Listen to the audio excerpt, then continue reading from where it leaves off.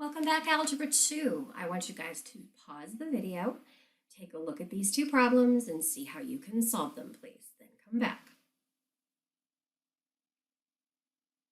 Okay, on both of these, we need to make sure that we remember copy dot flip-flop. So we start out with the copy dot flip-flop. So copy is the very first part, ends up here. We don't change it at all. The dot is the division sign, and we have to flip-flop just the denominator. And then once we do that, we're going to multiply across the top and the bottom. And no number goes into 15 and 8, but the a's will cancel. So we are left with 15c over 8b. Second problem here, yes, we still copy dot flip-flop. So there's our copy dot flip-flop. And once we do that, we're going to multiply these guys, and we do need to put parentheses around the things that are complicated, multiple terms. Those two things are the things that need parentheses, so we're going to put the 5x in front. Now I will notice right away that I can simplify that part of it, but then what else do we need to simplify? We're going to have to factor in order to see if we can simplify.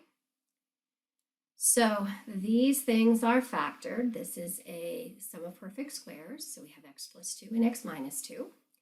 And 6 is 2 times 3, so that we get in the denominator. And what we notice is cancel and cancel. So in the end, when we simplify this, we can take off the parentheses and we can distribute this 5, but there's multiple steps that we need to take in algebra in order to solve problems like this. We're going to use these skills on something very, very different today. We are going to simplify, also referred to as verify, trig identities. So what the heck do all of these things have in common? I've got the square root of 20 over 3 square root of 5. I have the square root of 4 over 3. I have 16 over the square root of 576. I even have something with algebraic expressions. What these have in common is that every single one of these simplifies to 2 over 3. This is why we simplify fractions, because you get an answer like this and you don't recognize it's 2 over 3. All of these simplify. So we have to simplify things as much as we can. We also do that in trigonometry. So in trig, we have something kind of like this guy here. We can actually do composite functions with sine, cosine, tangent, cosecant, secant. We can do equations with all of those. And it looks really super ugly over here. And it looks doable over here. So this part would need to be simplified so that we recognize that it really is only the secant of x. In order to do the simplification, we use things like trig identities. These are ones that we should all already know. The cotangent, these are called the reciprocal identities, and we can also flip-flop these guys in place. The sine is 1 over the cosecant. We also have tangent and cotangent written as sine and cosine. And I did send you a copy of a Google sheet that has a whole bunch of trig identities. So you can look at that. You don't need to rewrite them all down. The next set that we have are called the Pythagorean identities. Remember, a squared plus b squared equals c squared. And the first one comes straight out of the unit circle. X squared plus y squared equals the radius squared, and the radius was 1. And these other ones are all related to those. When we use these, anytime that we see a squared term in our problem, we're probably going to look for trig identities that are Pythagorean theorem. Then these are the next ones that we're going to use today. There are others, but we need to start with the first set. Co-function identities, this is, remember that the sine and cosine could be related by taking out a quarter of the period. So these two things are both ways that we can swap between sine and cosine. We have exactly the same thing for cosecant, secant, and tangent to cotangent. The last ones that we have are anytime we end up with a negative in the angle itself, we can take that to the outside. So it's useful to know that the negative sign can actually move. Okay, so those are all on a worksheet, and you're going to look at that worksheet a lot. First one we have is well, this looks like something we just saw on the last page. So we look at our sheet that has trig identities, and we go, hey, I see this guy right here. So what I do is I substitute. I take this guy and I replace it with this guy. So that's what we did in purple here. Now, once we tend to get as simplified as we can with sines, cosines, tangents, all 6 of them, then we decide that it's going to be easier to deal with just sine and cosine. So this is one of the most common things that we do is we're going to change absolutely every function to what it is in terms of sine and cosine. And you see that here. So cotangent is cosine divided by sine. And then once we have that, then we can think, oh, hang on, don't we put this over 1 and those cancel, so we simplified. We will do several of these. I am going to do some hard ones on this screen so that you get a little bit more idea, but these are the 2 biggies that we deal with. We look for a trig identity so we can do substitution, and we convert everything to sine and cosine. Okay, here's our next one. So we look at the trig sheet, and I don't recognize anything right away. So the book will show you a different way of solving this one. So I'm going to start with, oh, for God's sake, let's do every single thing is in terms of sine and cosine. And if there is a square, that means the 2 things that make it up will be squares. So secant, 1 over cosine, tangent, sine over cosine, they're both squared, and secant, again, is 1 over cosine.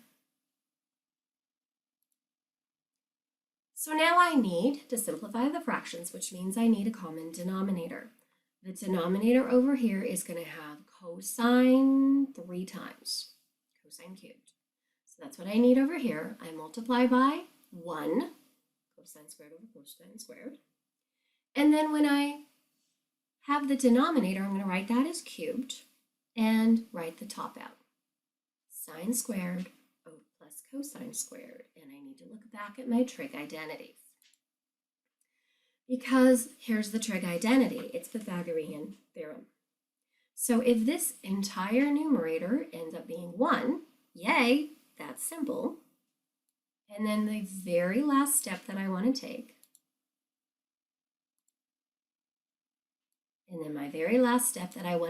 is I'd rather not write it as a fraction. I like to get out of fractions if I can.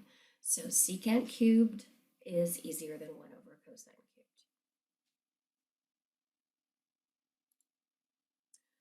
So you guys are going to have to show all your steps on these because the steps, the process, that's what I'm grading. That's what I'm looking for. And you have to use all of your knowledge of algebra in order to simplify. This really is a do you really know your algebra now? In calculus, we often say the calculus is easy. It's the algebra that you need to do in calculus that's the tough part. This is giving you kind of a preview of that. So here's our trig identity, and I do see some squareds on here. So I want to take a look at the Pythagorean identities, and I very specifically find tangent squared and 1 and secant squared. But I need to rearrange this thing in order to get it to be exactly this format. So I subtract 1 from both sides, and hey, that means I'm going to replace it with tangent squared. So now that I have this, I've got tangent, I've got secant, I've got sine. it's time to convert everything to sine and cosine. And that means I am going to have a fraction inside of a fraction. That means I need to copy dot flip-flop, copy the top equation, dot replaces the middle line, flip-flop, and I get cosine on top.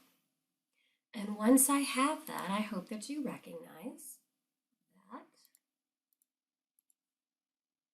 this and this, one's in the top, one's in the bottom, and what am I left with?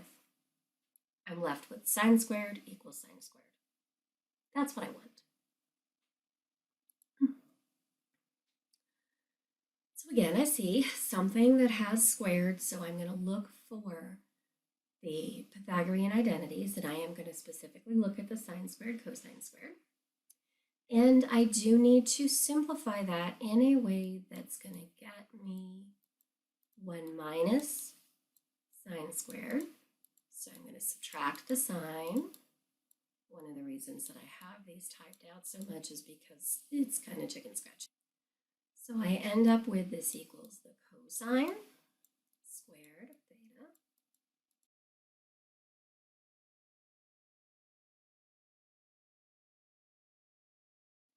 Don't be bothered by that. They are interchangeable. So that means that on this one, I'm going to write cosine squared of x to replace this guy right here. Everything else I wrote down. Okay, got too many different things here. So the next thing is change absolutely everything to sine and cosine. And this is what we get. What do you notice about the two sides? Sine squared over cosine squared over sine squared equals cosine squared over sine squared. So simplify and both sides go back to the cotangent squared.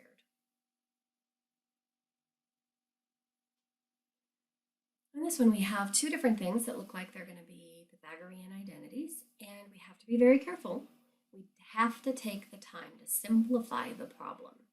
So on this particular one, so this guy's identical. I could swap that out right away. This guy I need to solve, and I need to get it to say cosine minus 1 specifically. So when I take that trig identity,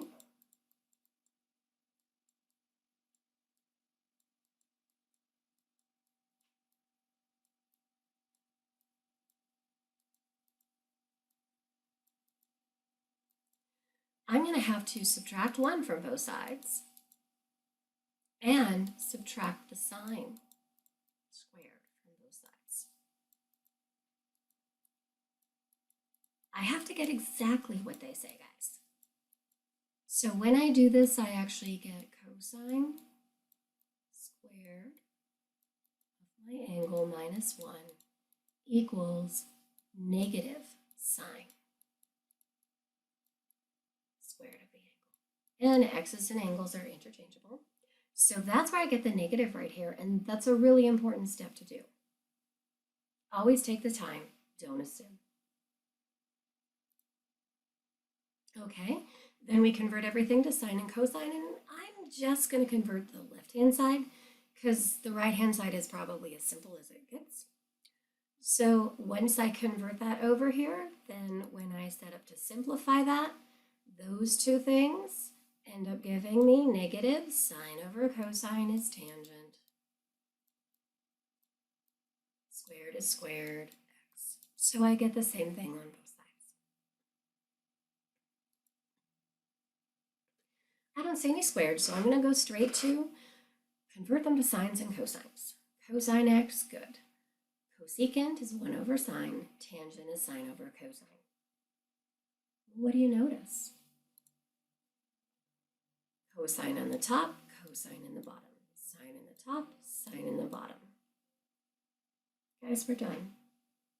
1 equals 1. So I'm going to show you two others. This was one that I started with earlier. And see if you can figure out what the steps are. You can pause this and take a look at it. And you can also pause this one and take a look at this. So these are all the steps. Quite often you are converting to sines and cosines, looking for Pythagorean theorem. I think Your homework is going to be a worksheet on this one. I think the book was a little bit too hard, and we'll see where you're